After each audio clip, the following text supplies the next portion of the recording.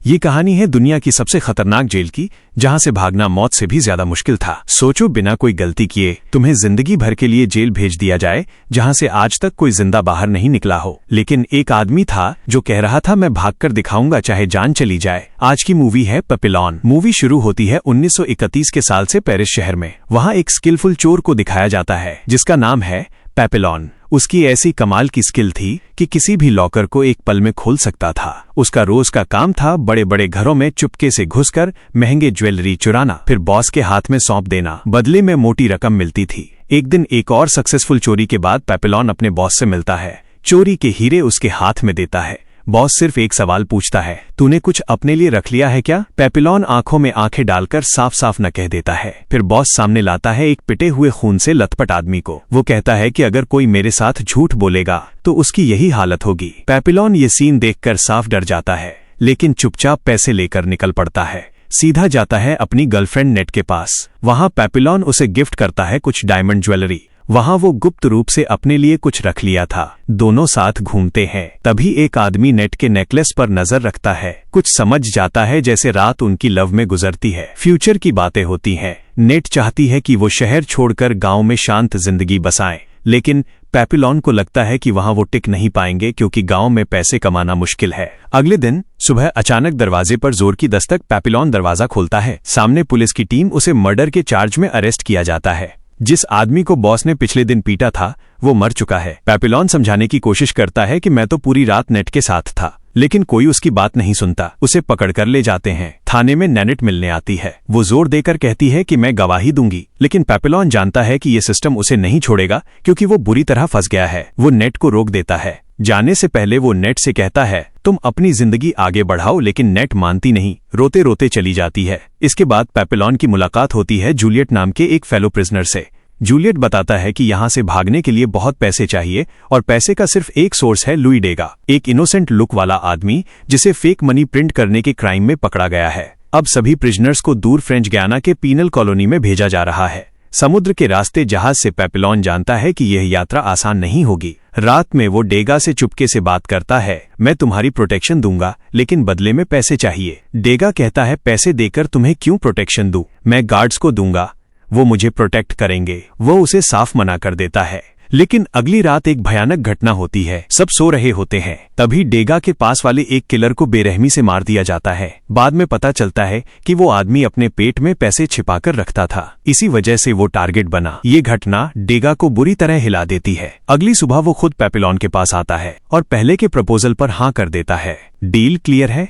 डेगा को safely penal colony तक पहुंचाना है। भागने के प्लान में वो नहीं है। उसे विश्वास है कि उसकी वाइफ एक दिन उसे यहाँ से निकाल लेगी, लेकिन उसी रात फिर अटैक होता है। वही पहले वाला किलर इस बार डेगा को टारगेट करता है। धीरे धीरे उसके पास आता है। इस बार पेपिलॉन कूद पड़ता है डेगा को बचाने। दोनों के बीच जबरदस्त फाइट होती है जो ऑफिसर्स की नजर में आ जाती है। नतीजा, पेपिलॉन को पनिशमेंट मिलती है। फिर भी वो बिल्कुल चिंता नहीं करता क्योंकि डेगा बच गया। इसी में वो खुश है। आखिरकार लंबी यात्रा के बाद वो पहुंचते हैं उस भयानक पीनल कॉलोनी में। यहाँ कैदियों के लिए इंतजार कर रही होती है एक डरावनी रियलिटी। इधर बाकी सब आगे बढ़ रहे होते हैं। तभी जूलियट नाम का एक कैदी अचानक खुद को ऊपर से गिरा देता है क्योंकि उसे इन्फर्मरी में ले जाया जाएगा। वो प्राइमरी ट्रीटमेंट सेंटर होता है। ये जगह सबसे कम सिक्योर होती है। यही उसका प्लान था, जो उसका इकलौता भागने का चांस था। इधर पेपिलॉन और डेगा मुख्य कॉलोनी में पहुंचते हैं। चारों तरफ सिर्फ किलर्स, क्रिमिनल्स और क्रूर रियलिटी। उनका वेलकम करता है जेल का वार्डन, एक क्रूर इंसान। वो साफ कह देता है कि यहाँ से भागना इम्पॉसिबल है। अगर कोई ट्राई करे और पकड़ा जाए तो 2 साल सॉलिटरी कन्फाइनमेंट, दूसरी बार 3 साल और तीसरी बार डायरेक्ट डेविल्स आइलैंड, जहां इंसान धीरे धीरे पागल हो जाता है। और अगर कोई किसी को मार दे तो सबके सामने उसका सिर काट दिया जाएगा। अगले दिन कैदियों को काम दिया जाता है पत्थर इकट्ठा करना। पेपिलॉन की स्किल आगे निकल जाती है, लेकिन डेगा मुश्किल से टिक पाता है क्योंकि वो ऐसे लेबर का आदी नहीं है।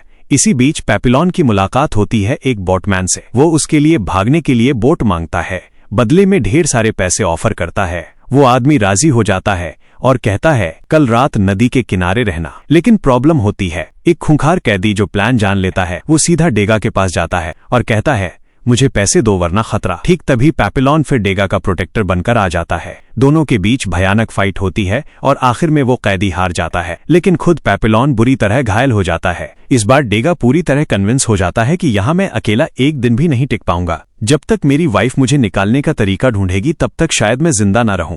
इसलिए कोई चारा न होने पर डेगा भी पैपिलॉन के भागने के प्लान में शामिल हो जाता है। अगली सुबह सभी कैदियों को यार्ड में लाइन में खड़ा किया जाता है क्योंकि उन्हें गिलोटिन देखना है। ये नियम है। घटना और डरावनी हो जाती है जब जूलियट भागने की कोशिश में 2 गार्ड्स को मार देता है। इस क्राइम की सजा उसे मिलती है। सिर कटना सब चुपचाप देखते रहते हैं। जूलियट को गिलोटिन पर बिठाया जाता है और पलक झपकते उसका सिर शरीर से अलग हो जाता है। वार्डन फिर ऑर्डर देता है कि पैपिलॉन और डेगा इस लाश को दफनाए, लेकिन दुर्भाग्य से रास्ते में ही डेगा टूट जाता है। उसने जिंदगी में कभी लाश नहीं देखी और अब उसे खुद के हाथ से एक बिना सिर का शरीर उठाना है। पैपिलॉन बार बार उसे हिम्मत देता है, हम कर लेंगे, लेकिन कुछ नहीं होता। एक स्टेज पर गार्ड्स आकर धमकी देते हैं, अगर नहीं उठाया तो तेरी पीठ पर कोड़े पड़ेंगे। डेगा फिर भी नहीं हिलता। तभी एक गार्ड उसकी पीठ पर कोड़ा मारता है। 1 बार 2 बार। ये सीन बर्दाश्त न कर पाने पर पैपिलॉन गुस्से से फट पड़ता है। वो पास से एक पत्थर उठाकर गार्ड के सिर पर मार देता है, फिर भागने लगता है, लेकिन डेगा डर से जाम हो जाता है, हिल भी नहीं पाता। रात में पैपिलॉन वापस आकर बोटमैन की तलाश करता है। वो बोट मांगता है भागने के लिए, लेकिन बोटमैन सिर्फ हंसता रहता है। पैपिलॉन थोड़ा हैरान होकर पीछे मुड़ता है और देखता है चारों तरफ कई गार्ड्स ने घेर लिया है। समझ जाता है कि पकड़ा गया। असल में बोटमैन ही ट्रेटर था। वार्डन को सब बता दिया था और हर कैदी के भागने की खबर देकर अच्छे पैसे कमाता था। पैपिलॉन को फिर जेल में लाया जाता है। वार्डन थोड़े सॉफ्ट टोन में बताता है कि गार्ड जो पैपिलॉन ने मारा वो अभी जिंदा है, इसलिए डेथ पनिशमेंट नहीं, लेकिन उसे भेजा जाएगा एक भयानक जगह पर, दूर के आइलैंड पर सॉलिटरी जेल में। वहां पहुंचकर पैपिलॉन समझता है जगह सच में खतरनाक है। यहाँ सिर्फ एक नियम, बिल्कुल चुप। पहले वाली जेल में कैदी कम से कम घूम सकते थे, थोड़ी बातें कर सकते थे, लेकिन यहाँ छोटे रूम में बंद बात करना तो दूर, खुद से भी बात की तो सजा खाना बिल्कुल घटिया। रोज एक अजीब सूप ही उसका इकलौता खाना। लेकिन अचानक एक दिन उसे एक कोकोनट मिलता है। कोकोनट के अंदर छिपा एक छोटा नोट, अब से रोज कोकोनट मिलेगा। पैपिलॉन समझ जाता है ये जरूर डेगा ने भेजा है। ये छोटी सी गुड विश उसे उम्मीद देती है। कोकोनट खाकर वो जिंदा रहने की आस ढूंढता है।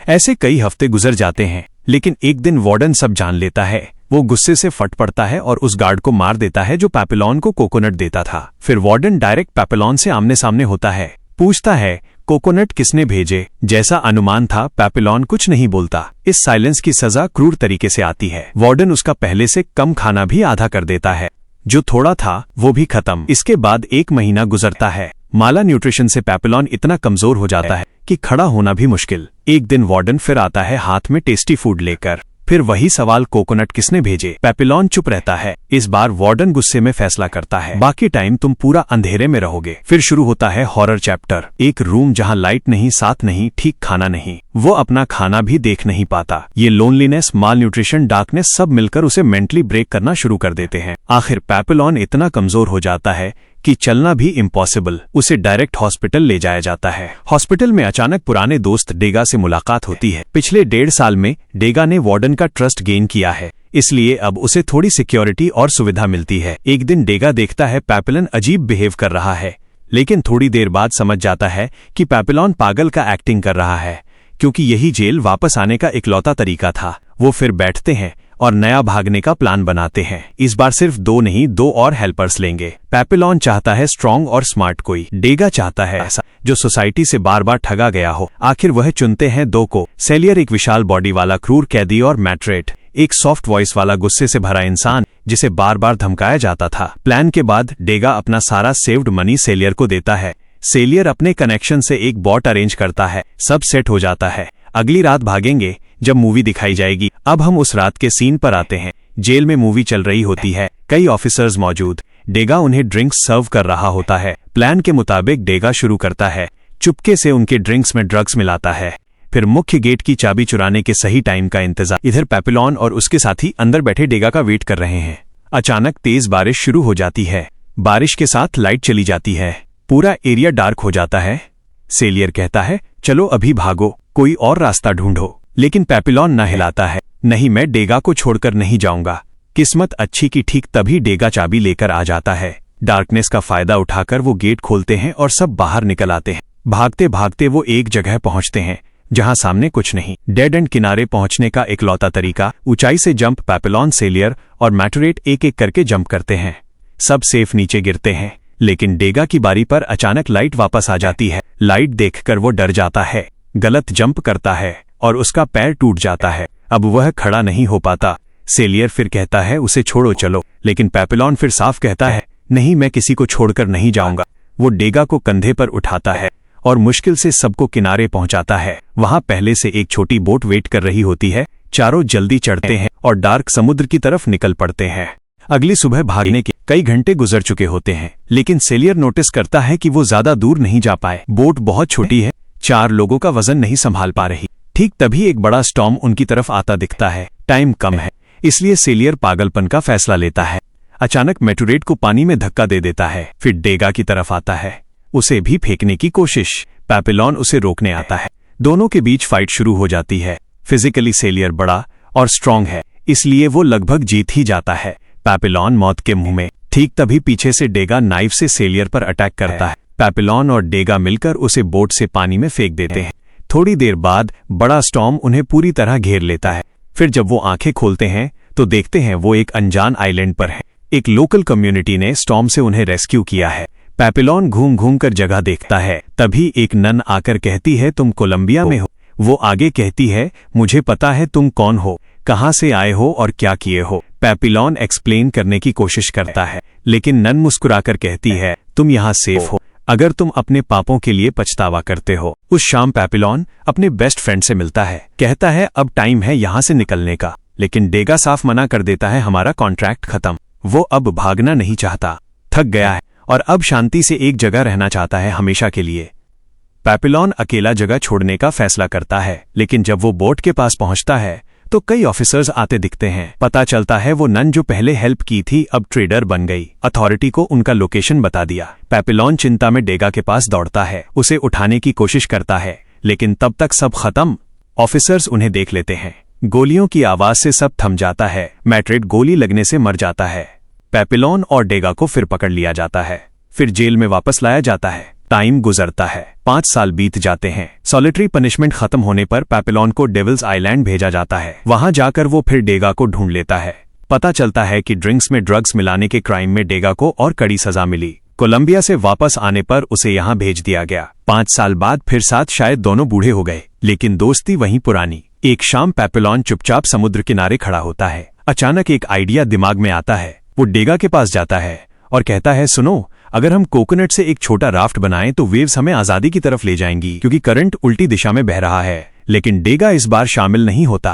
कहता है पिछले 5 साल शांति से गुजरे, कोई वायलेंस नहीं, कोई झमेला नहीं, और उसे पता चल गया कि उसकी वाइफ ने किसी और से शादी कर ली, इसलिए वापस जाने का कोई मतलब नहीं। फिर भी वो हेल्प करने को राजी होता है। दोनों मिलकर कोकोनट शेल से छोटा राफ्ट बनाते हैं। अगली सुबह वो एक दूसरे को जोर से गले लगाते हैं, गुड बाय कहते हैं। फिर पैपिलॉन धीरे राफ्ट को समुद्र में धकेलता है और करंट में कूद पड़ता है। राफ्ट तैरता रहता है। पैपिलॉन समुद्र की लहरों में गुम होता जाता है। पीछे खड़े डेगा आंसू बहाते चुपचाप गुड बाय कहता है।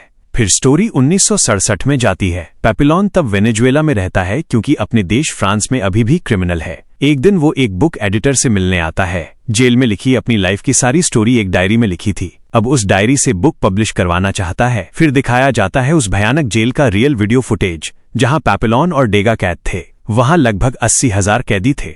जेल के नियम अमानवीय थे और एनवायरनमेंट इतना कठिन कि ज्यादातर कैदी टिक नहीं पाए, कई मर गए।